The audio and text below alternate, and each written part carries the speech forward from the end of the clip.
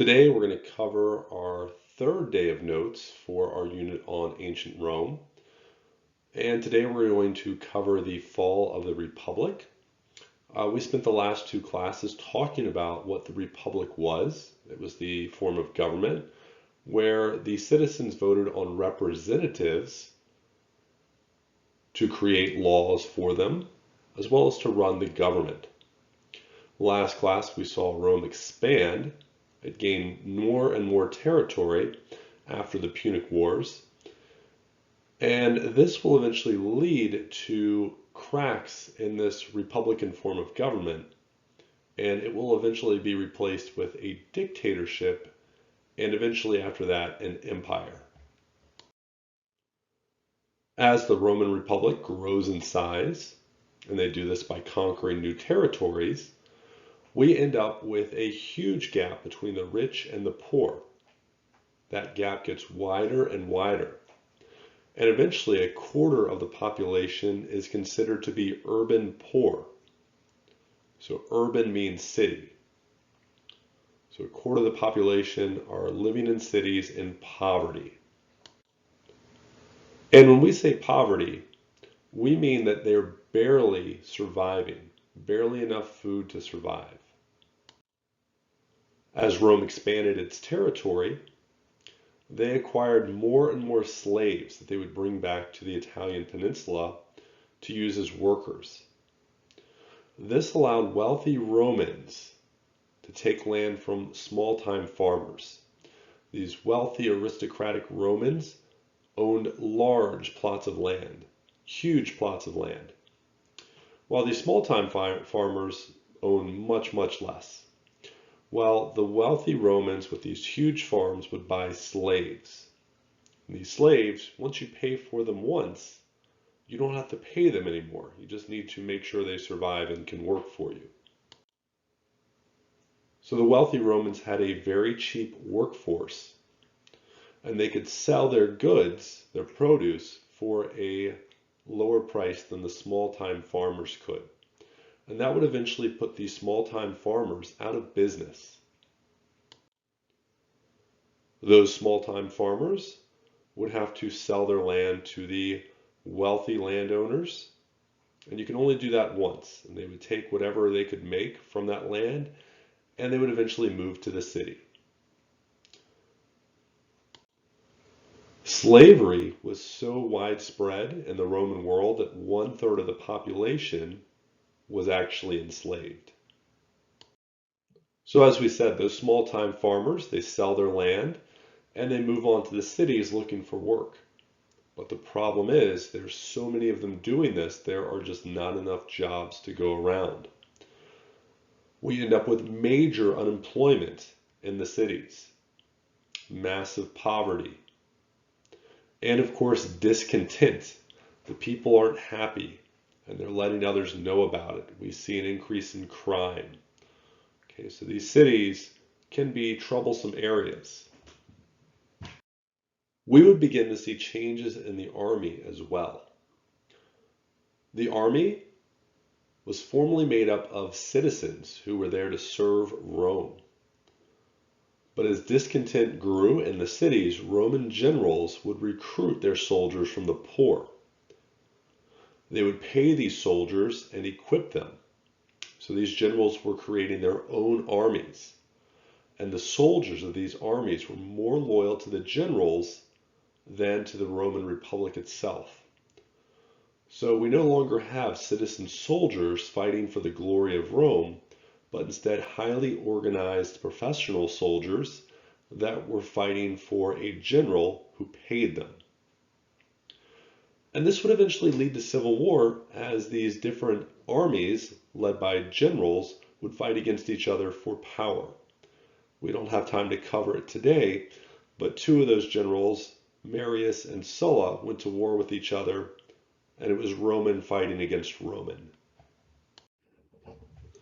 There were some attempts at reform meaning change for the better. We have the Gracchus brothers, and they were two tribunes who were trying to help the poor. Remember, tribunes were part of the tribal assembly, and they represented the plebeians, the common people. They wanted to redistribute land to the poor. They wanted to take plots of land from the aristocrats, the patricians, and give it to the poor. And of course, those patricians, those aristocrats would have nothing of it, and both of the brothers end up murdered. So at this point, Rome is in crisis. They've had a century of civil war, conflicts between groups within the same country. They're breaking out between generals and also patricians who each have their own armies loyal to them. It's during this time that we also see slave revolts. The most famous of those was led by Spartacus. He led 70,000 slaves against the Romans for a few years. His revolt really shook up the Romans, but it was eventually put down, and Spartacus and all of his followers who survived the battle were crucified. They were placed on wooden beams along the road to slowly die. These conditions within the Roman Republic would allow a man named Julius Caesar to step into power. Julius Caesar was born sometime around 100 BCE. We don't know the exact date, but he was born to a patrician family. They were not very wealthy, but they were still considered to be aristocrats. He would rise up in Roman politics, and he was a natural leader and a great military strategist. In 59 BCE, Julius Caesar is elected consul. This makes him one of the two most powerful people in Rome. Remember, in the Roman Republic, there were two consuls. Julius Caesar would also form a group with two other important Romans. These were generals Crassus and Pompey. And together, this group of three men formed what we call the First Triumvirate. Remember, when we hear the word tri, we think three, and virate is men in Latin, so rule by three men. And even though we have a republic with a senate and a tribal assembly, these three men would go on to dominate Roman politics for 10 years. After his 1 year as consul, because that's how long a consul would be in power, Caesar then took command of the army in Gaul. And Gaul is what we know today as the country of France. There in Gaul, he conquered the Celts. He fought against the Germanic tribes and also attempted an invasion of Britain. Julius Caesar won the respect of his men because he shared the hardships of military life with his soldiers. He was much like Alexander. He would spend his time around the campfires with his men, sharing food and stories with them. And his victories in Gaul made him very popular in Rome, especially with the lower class. They looked to him to be a sort of hero. In this painting, we have Julius Caesar, and he is accepting the surrender of the Celtic leader Vercingetorix. And if you notice, his toga is a darker red, not really purple, but definitely he's looking very royal or regal in this picture. And that will come into play a little bit later. So he's accepting the surrender of the Celtic leader. And this is the region that the Romans would call Gaul, and today it would be known as France. And these are the lands that Caesar would conquer and make part of the Roman Republic. So Julius Caesar was gaining more and more power. His popularity was growing. And one of the members of the triumvirate, Pompey Magnus, was afraid that Caesar would overshadow him. He goes to the Senate and he tells the Senate, if we don't do something about Caesar now, there will be no stopping him later.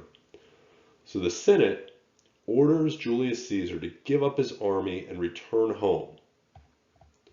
Caesar refuses to do so.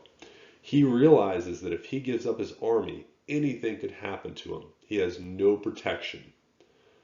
And because he refuses to give up his army and come back to Rome, he's declared an enemy of the state. He's now a criminal. In 49 BCE, Julius Caesar finally decides to do something. He says the die has been cast, kind of like in a board game. When you throw that dice down, there's no taking it back. He gets his army ready, and he takes them from Gaul and into Italy. He crosses the Rubicon River and marches on Rome. Sometimes you hear the phrase crossing the Rubicon used. It means making a decision that cannot be undone. According to Roman law, you were not allowed to march your army over that river towards the city of Rome. Caesar did it anyway, and he takes over all of Italy. He defeats Pompey's armies, and he's going to follow Pompey around into Greece and eventually Egypt, trying to take Pompey out. While he's in Egypt, Julius Caesar will meet and fall in love with Cleopatra. She's the queen of Egypt, and she definitely has a thing for Roman men who are wealthy and have lots of power. As a general, Julius Caesar was known as saying Veni, Vidi, Vici, which means I came, I saw, I conquered. So that really describes the kind of person he was. He was very ambitious. And if you think about it, he's quite a bit like Alexander the Great, who we talked about in our last unit. So here we have Julius Caesar crossing the Rubicon River, heading towards Rome with his army, something that was seen as a criminal act. And you're probably asking, why aren't they all crossing the bridge? Well, that bridge was too narrow and it was easier to cross this river by foot with his army. And we will watch a quick video clip of Julius Caesar giving a speech to his soldiers before crossing the Rubicon. So as you can see from that video, Julius Caesar is very charismatic. He gained the support of his men by saying, hey, I'm a criminal and you guys are all with me, so you're criminals too. You don't have a choice but to follow my lead. And those soldiers who are able to follow orders, they are given rewards. In this case, money. Here we have Cleopatra, some different depictions of Cleopatra from movies that have been about Julius Caesar. And she will make a return next class as well. In 46 BCE, Julius Caesar returns to Rome, and he says that the Republic is in chaos and we need a dictator. Of course, how long is a dictator allowed to stay in power according to Roman law? Go ahead and answer that in the chat.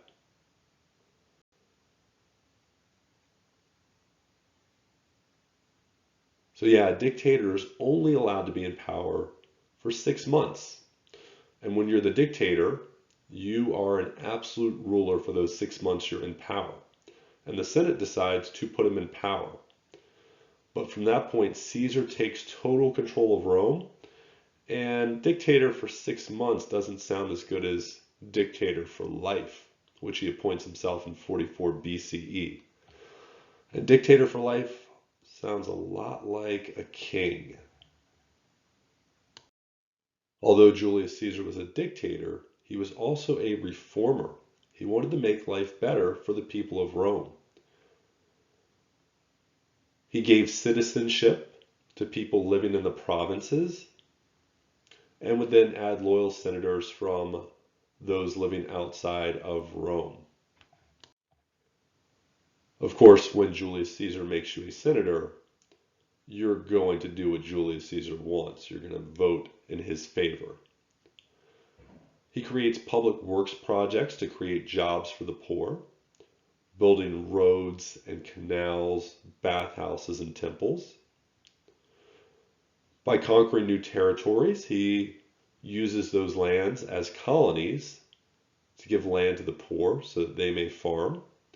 To the people in the cities, he distributes free grain to keep them fed. And he's also known for his contribution to the calendar. His astronomers would come up with what's known as the Julian calendar, named after himself. It was a solar calendar that replaced the old lunar calendar. It had 365 days with a leap year every fourth year.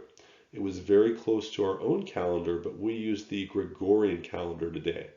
But the Julian calendar was very close to the one that we use.